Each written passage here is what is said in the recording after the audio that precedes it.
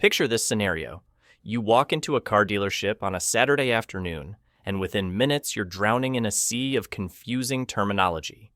The salesperson is throwing around words like lease rates, APR, residual values, and money factors, like they're speaking a foreign language. You nod along, pretending to understand while your palms get sweaty, because you know that whatever decision you make in the next hour could cost you thousands of dollars over the coming years. Sound familiar? Well, what if I told you that most people make the wrong choice when it comes to buying, leasing, or financing their vehicle? And it's not because they're bad with money. It's because the entire industry is designed to keep you confused about what each option actually means for your wallet. Most people think that choosing between buying, leasing, or financing is just a matter of personal preference or what feels right in the moment.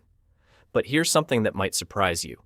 There are specific financial situations where one option can save you tens of thousands of dollars compared to the others, and most salespeople will never tell you which one that is because it doesn't benefit them.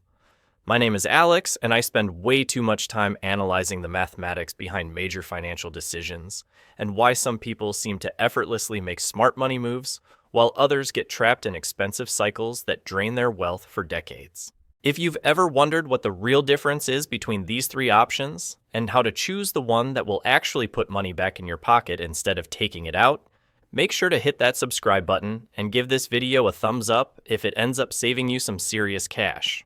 Now, before we dive into the shocking truth about which option is best for different situations, let me tell you about something that happened to me last month that perfectly illustrates how broken this entire system really is. I was at a dealership helping a friend look at cars, and I watched the salesperson perform what I can only describe as financial magic tricks. Within 20 minutes, they had transformed a $35,000 car into monthly payments that sounded completely reasonable.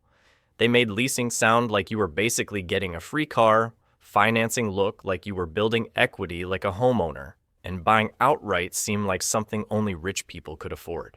The craziest part was that my friend walked away thinking they had gotten a great deal when in reality they had just committed to one of the most expensive ways possible to drive that particular vehicle.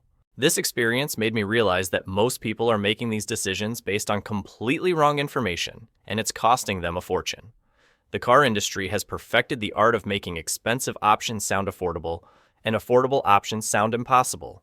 They've created a system where the average person feels overwhelmed and just picks whatever sounds best in the moment without understanding the long-term financial impact. Here's what actually happens when you're not armed with the right information.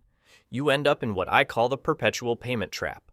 You lease a car for 3 years, fall in love with having a low monthly payment, and then lease another car when the first one expires. Or you finance a vehicle for 6 or 7 years, thinking you're building equity, only to discover that you owe more than the car is worth for most of that time. Maybe you buy used cars with cash, believing you're being financially responsible, but you end up spending thousands every year on repairs and maintenance that you never factored into your budget. Each of these approaches can be the right choice in certain circumstances, but they can also be financial disasters if you choose the wrong one for your situation. And here's the thing that will probably surprise you. The option that sounds the most financially responsible isn't always the one that will save you the most money. Sometimes leasing is smarter than buying. Sometimes financing makes more sense than paying cash. And sometimes buying outright is the worst possible choice you could make. The reason most people get this wrong is that they're thinking about it completely backwards. They're focusing on monthly payments instead of total cost of ownership. They're worried about having a car payment instead of calculating what that payment actually represents in terms of wealth building or wealth destruction. They're making emotional decisions about depreciating assets instead of treating this like the major financial decision it actually is. Let me give you a perfect example of how this plays out in real life. Sarah is a marketing manager who makes $75,000 a year. She needs reliable transportation for her 40-mile daily commute, and she's trying to decide between 3 options for a $30,000 SUV. Option 1 is to lease it for $350 per month. Option 2 is to finance it over 5 years for about $520 per month. Option 3 is to buy a 2-year-old version of the same vehicle for $25,000 in cash.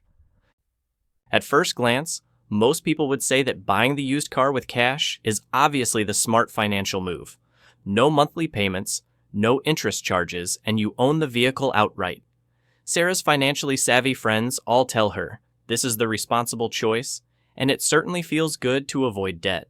But when you actually run the numbers over a 10-year period, considering factors like opportunity cost, maintenance expenses, depreciation, and tax implications, the results might shock you. In Sarah's specific situation, with her income level, tax bracket, and driving patterns, leasing actually comes out ahead by almost $15,000 over the decade. This happens because the cash she didn't spend on the car generates investment returns that more than offset the lease payments.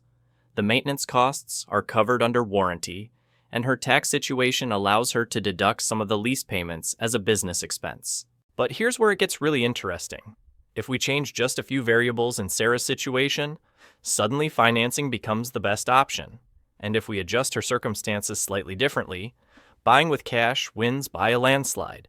The point isn't that one option is always better than the others. The point is that the right choice depends entirely on your specific financial situation, and most people never actually analyze their own circumstances properly. This is where the car industry's confusion tactics really hurt consumers. They've trained us to focus on the wrong metrics entirely.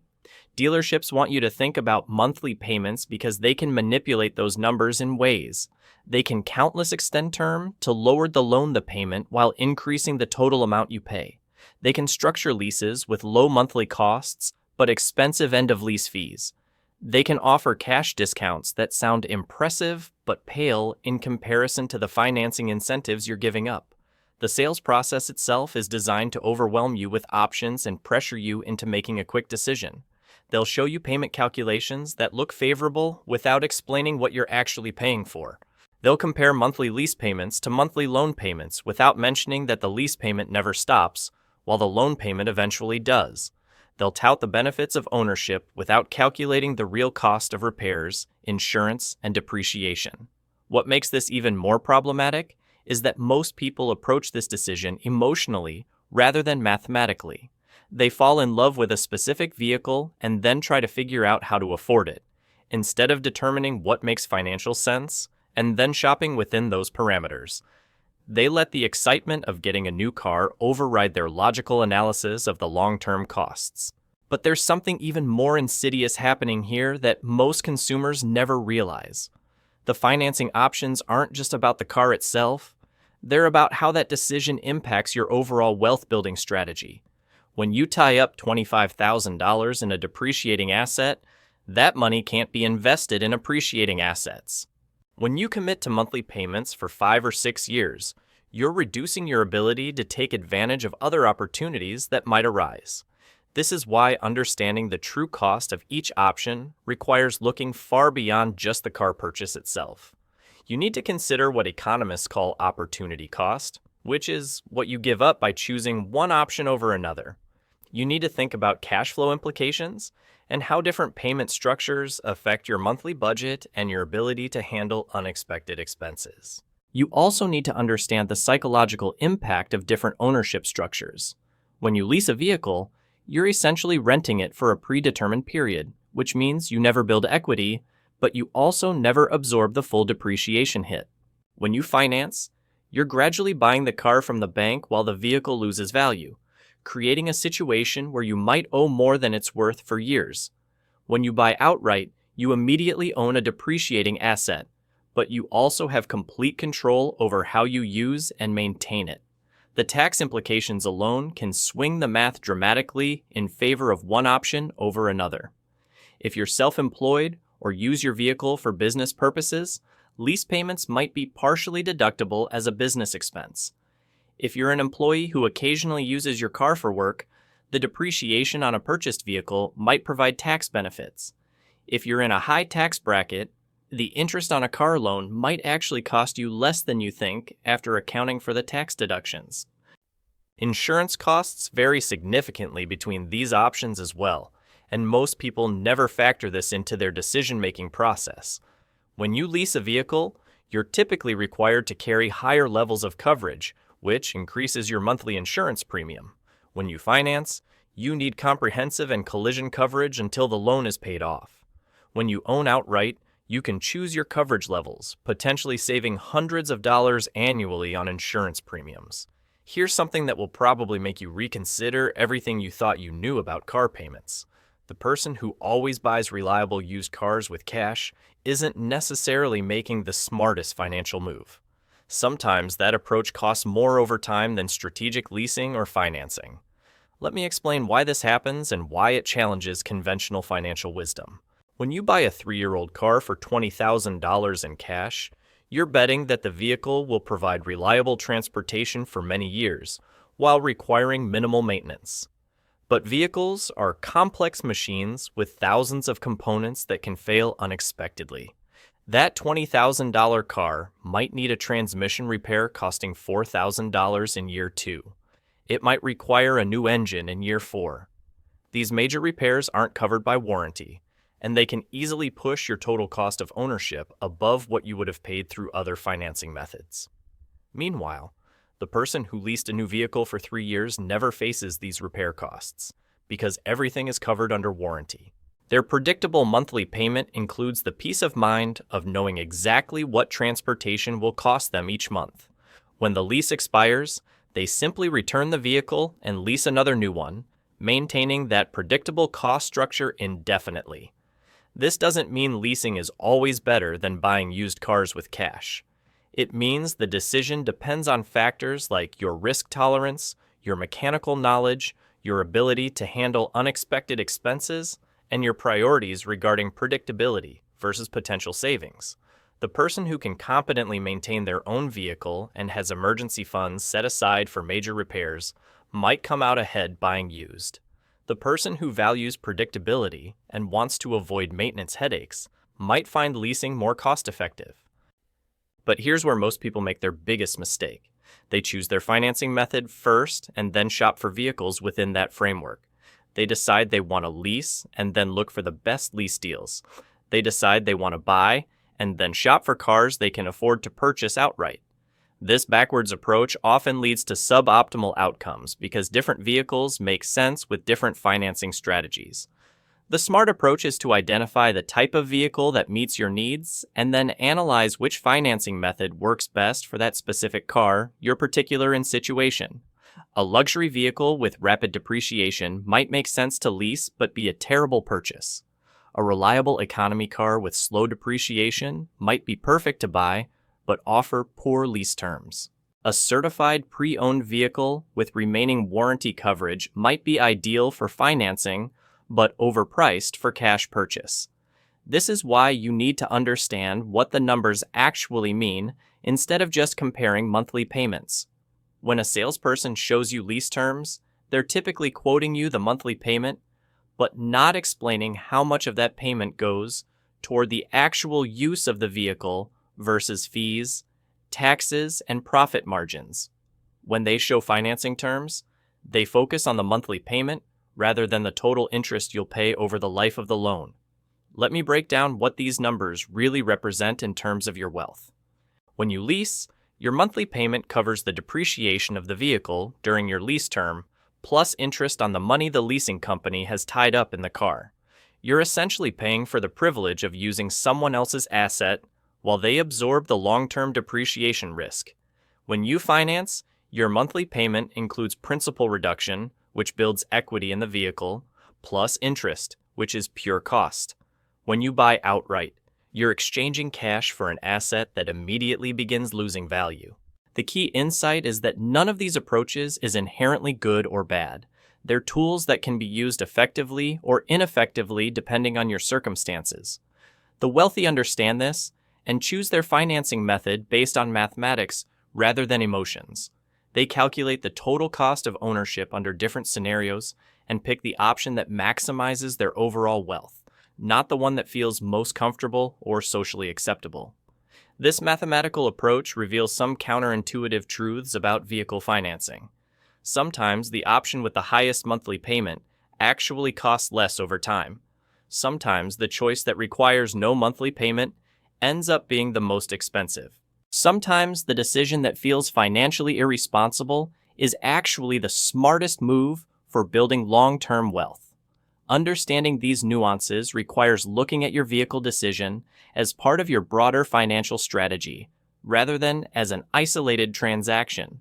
How does tying up cash in a car affect your ability to invest in other opportunities?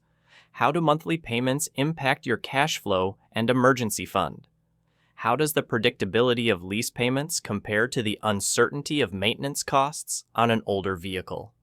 The answers to these questions vary dramatically based on your income, your other financial obligations, your investment opportunities, and your personal risk tolerance. This is why cookie-cutter advice about always buying used cars or never taking on debt falls apart when you examine specific situations. What makes this even more complex is that the automotive industry has deliberately made it nearly impossible for the average consumer to make accurate comparisons between these options. They've created a system where lease terms, financing rates, and purchase prices are all negotiated separately, making it virtually impossible to determine which path actually costs less without spending hours running calculations that most people simply don't have time to do. Consider how they present information during the sales process. The lease advertisement might promote a payment of $299 per month, but buried in the fine print, you'll find details about a required down payment of $3,000, acquisition fees of $600, and mileage restrictions that could cost you thousands in penalties. The financing offer might tout a low interest rate, but that rate only applies to buyers with perfect credit scores, and the actual rate you qualify for could be significantly higher. Meanwhile, the cash purchase price seems straightforward until you discover that paying cash means giving up manufacturer incentives that are only available through financing. You might save 3% on interest by paying cash, but lose out on $2,000 in rebates that would have more than covered the interest charges. These kinds of trade-offs exist everywhere in the car buying process, and they're deliberately obscured to prevent you from making informed decisions. The psychological manipulation goes even deeper than just confusing the numbers. Dealerships train their salespeople to identify your emotional triggers and use them against your financial interests. If you mention that reliability is important because you have young children, they'll emphasize how leasing ensures you're always driving a vehicle under warranty. If you express pride in ownership, they'll talk about building equity through financing. If you seem budget conscious, they'll focus on the lowest possible monthly payment regardless of the total cost. Tear the art of creating. They've also as artificial urgency to prevent you from taking time to analyze your options properly. The special financing rate expires tomorrow. The rebate offer ends this month. There's another customer interested in the same vehicle. These pressure tactics are designed to force quick decisions that benefit the dealership rather than the customer. But here's what happens when you actually take the time to understand the real mathematics behind each option.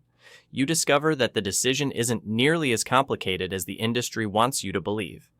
In fact, there are some surprisingly simple guidelines that can point you toward the right choice for your situation. If you're someone who drives more than 15,000 miles annually, leasing immediately becomes less attractive because excess mileage charges can be substantial. If you're planning to keep the vehicle for more than 5 years, financing or buying outright typically wins, because you'll eventually eliminate monthly payments while still having transportation. If you have excellent credit and access to low-cost financing, borrowing money to buy the car while investing your cash elsewhere often produces better results than paying cash up front. Your tax situation plays a crucial role that most people completely ignore. If you're self-employed, lease payments for a vehicle used in your business are typically fully deductible, while loan payments are not. This tax advantage can make leasing significantly cheaper than the monthly payment comparison suggests. If you're an employee who doesn't use your vehicle for business purposes, these tax benefits don't apply, shifting the math toward other options. The type of vehicle you're considering also dramatically affects which financing method makes sense. Luxury vehicles with steep depreciation curves are often better candidates for leasing because you avoid absorbing the full depreciation hit. Reliable economy cars that hold their value well might be perfect for financing or cash purchase because the depreciation is more gradual and predictable. Here's something that will challenge everything you've been taught about responsible money management. Sometimes taking on debt to buy a car is the smartest financial move, even if you have enough cash to buy it outright. This happens when you can borrow money at a low interest rate and invest your cash in opportunities that generate higher returns. Let me walk you through a real scenario that illustrates this principle. David has $50,000 in savings and is considering a new truck that costs $40,000. His credit union offers financing at 3% annual interest, and he has investment opportunities that have historically generated 7% returns. If David pays cash for the truck, he eliminates the monthly payment, but gives up the opportunity to earn returns on that $40,000.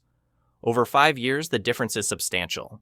If he finances the truck and invests his cash, he pays about $3,000 in interest charges, but earns approximately $16,000 in investment returns, netting $13,000 ahead of where he would have been by paying cash. This 4% spread between borrowing costs and investment returns creates real wealth that compounds over time. This strategy requires discipline because it only works if you actually invest the money instead of spending it on other things. It also requires confidence in your investment strategy and comfort with carrying debt even when you could eliminate it. But for people who understand these concepts and can execute them properly, strategic borrowing often produces better long-term wealth outcomes than debt avoidance. The flip side is equally important to understand. If your investment returns don't exceed your borrowing costs, or if you end up spending the money instead of investing it, paying cash becomes the superior choice. This is why the decision requires honest self-assessment about your financial discipline and investment capabilities. Age and career stage also significantly influence which option makes the most sense. A recent college graduate with limited savings but strong earning potential might benefit from leasing because it provides reliable transportation with predictable costs while preserving cash for other opportunities. A mid-career professional with substantial savings might choose financing to build equity while maintaining liquidity. Someone approaching retirement might prefer buying outright to eliminate ongoing payment obligations. Your mechanical aptitude and relationship with risk play crucial roles too. If you're comfortable diagnosing car problems and have relationships with trustworthy mechanics, buying older vehicles and maintaining them yourself can be incredibly cost-effective. If you prefer predictable expenses and want to avoid maintenance headaches, leasing or buying new with extended warranties might be worth the premium. Geographic factors matter more than most people realize. If you live in an area with harsh winters that accelerate vehicle deterioration, the maintenance costs of older vehicles can be substantial. If you live somewhere with excellent public transportation, your vehicle usage might be low enough to make leasing attractive despite typically higher per-mile costs. The biggest mistake people make is treating this decision as permanent when it's actually a strategy that should evolve with your circumstances. The approach that makes sense when you're 25 and single might be completely wrong when you're 35 with children. The financing method that works when interest rates are low might be terrible when rates rise. Smart consumers treat vehicle acquisition as an ongoing financial strategy rather than a one-time decision. They reevaluate their approach every few years as their income, family situation, and financial goals change. They understand that flexibility and adaptability are more valuable than rigid adherence to any single philosophy about car payments or ownership. This dynamic approach requires staying informed about changing market conditions, financing options, and your own evolving needs. It means being willing to switch strategies when circumstances change, even if that means abandoning approaches that worked well in the past. The automotive industry profits from consumers who stick with suboptimal strategies out of habit or misplaced loyalty to particular financing methods. They know that someone who always leases will continue leasing even when purchasing would save them money. They understand that cash buyers often overpay for the psychological comfort of avoiding debt, even when financing would be mathematically superior. Breaking free from these patterns requires understanding that the right financing choice depends entirely on your current situation and goals, not on universal principles about debt or ownership. It means calculating the real costs and benefits for your specific circumstances, rather than relying on conventional wisdom that might not apply to your situation. The most successful people approach vehicle financing the same way they approach any major financial decision. They gather accurate information, analyze their options objectively, and choose the path that best serves their long-term wealth-building goals. They understand that the goal isn't to minimize monthly payments or avoid debt at all costs, but to maximize their overall financial position while meeting their transportation needs effectively. This sophisticated approach to vehicle financing can literally save tens of thousands of dollars over time while providing better transportation solutions. But it requires moving beyond emotional decision-making and industry manipulation to focus on mathematical reality and strategic thinking. So there you have it. The truth they don't want you to know is that there's no universal right answer when it comes to buying, leasing, or financing your next vehicle. The car industry has spent decades convincing you that the decision is either complicated beyond comprehension or simple enough to base on monthly payments alone. Both of these narratives serve their interests, not yours. The real truth is that the right choice depends entirely on your specific financial situation, and the math to figure it out isn't nearly as complex as they want you to believe. Sometimes leasing saves you thousands. Sometimes financing is the smart play. Sometimes paying cash is the worst possible decision you could make. The key is understanding your own circumstances well enough to run the numbers properly instead of falling for sales tactics designed to confuse and pressure you. Next time you walk into that dealership, you'll be armed with the knowledge to see through the financial magic tricks and make a decision based on what actually benefits your long-term wealth-building goals. Remember, the salesperson works for the dealership, not for you. But now you have the tools to work for yourself. If this video saved you from making a costly mistake, make sure to hit that like button and subscribe for more content that puts real money back in your pocket instead of taking it out.